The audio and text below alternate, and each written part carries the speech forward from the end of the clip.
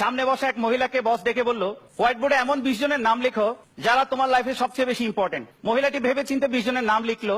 এরপর বস বলল, এই 20 জন থেকে এমন 4 জনের নাম কেটে দাও যারা তোমার লাইফে সবচেয়ে বেশি ইম্পর্টেন্ট না।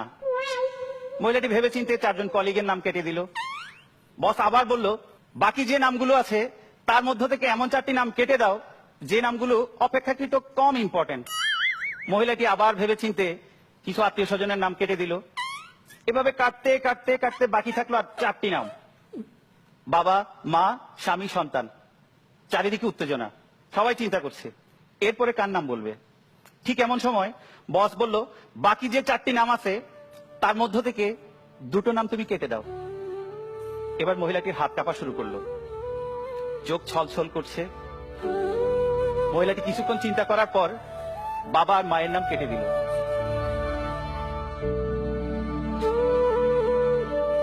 বাকি থাকলো আর 2টো নাম, স্বামী আর সন্তান।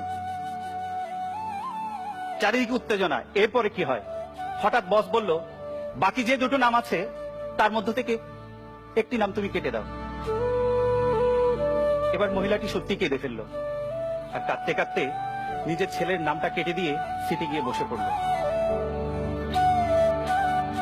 বস তাকে প্রশ্ন করলো, তুমি তোমার বাবা মায়ের নামটা কেন কাটতে গেলা? দেখুন স্যার, বাবা মা আমাকে বড় করেছে, আমাকে বিয়ে দিয়ে তাদের দায়িত্ব পালন করেছে, কিন্তু আমার বর্তমান জীবনে আমি তাদেরকে খুব একটা বেশি ফিল করি না, কিংবা তাদের প্রয়োজনীয়তা খুব একটা বেশি অনুভব করি না। তা বুঝলাম, কিন্তু সন্তানের নাম কেন কাটতে গেলাম? দেখুন স্যার, আজকে যেমন আমার জীবনে আমার বাবা মায়ের প্রয়োজন ফুরিয়ে গেল, ঠিক তেমনি তার জীবনে একদিন আমার প্রয়োজন ফুরিয়ে যাবে, কিংবা এমনও হতে পারে আমাকে সে বৃদ্ধাশ্রমে দিয়ে আসলো। কিন্তু যার সাথে আপদে বিপদে সুখে দুঃখে সারাটি জীবন আমাকে কাটাতে হবে, সে আমার স্বামী।